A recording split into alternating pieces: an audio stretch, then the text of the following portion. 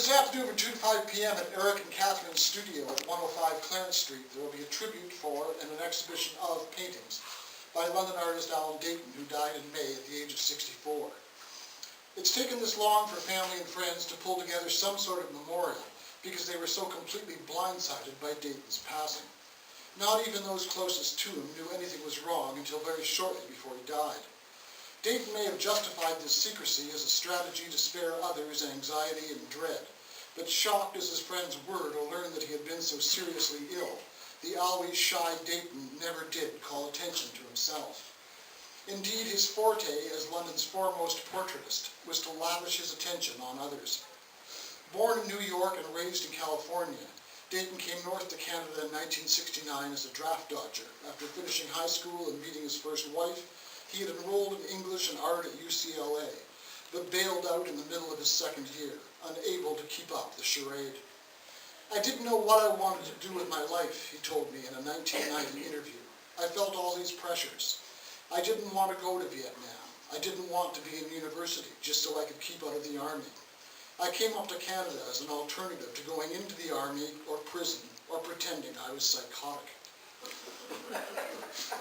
The Daytons settled in Montreal and then the beaches area of Toronto, but were lured to London in 1974 by art, specifically by a Jack Chambers retrospective that Dayton had seen at the Art Gallery of Ontario. I then quote the impact that Chambers' art had on him in that lovely bit he talked about his first trip to London and seeing it all. And I introduced that by saying Dayton then went on to voice one of the most beautiful tributes to London I've ever heard, and that was that bit there, ending with "the human pageant is all here."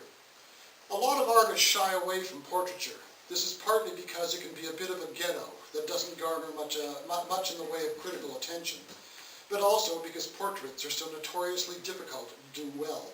And if the subject of the portrait isn't pleased, then who else is likely to buy it? "People want a likeness, right?" London artist Kevin Weiss said when I asked him to share his thoughts about Dayton. "A single photographic image rarely cuts it. Who's ever been happy with their school photographs?" With portraiture, all it takes is a subtle miscalculation in proportion or nuance, and the whole thing goes south. As an artist, I really envy anyone like Alan, who could keep that sort of focus and find it endlessly absorbing. With my own work, I tend to flip around like a grade 9 boy at a dance.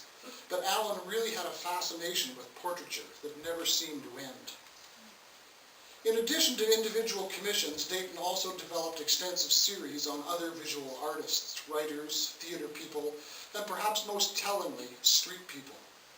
The very first portrait he ever exhibited was his 1977 painting of Jessie Robbins, a touchstone of Old South London, famous for riding her bicycle in all weathers and collecting twigs in her basket carrier. In fact, she was known to most people as Bicycle Jessie. That painting sold quickly at the 37th Western Ontario exhibition, but a more important confirmation of the work's worth for Dayton was the fact that Jessie haunted the gallery for the duration of the show, proudly standing next to her portrait and chatting with patrons.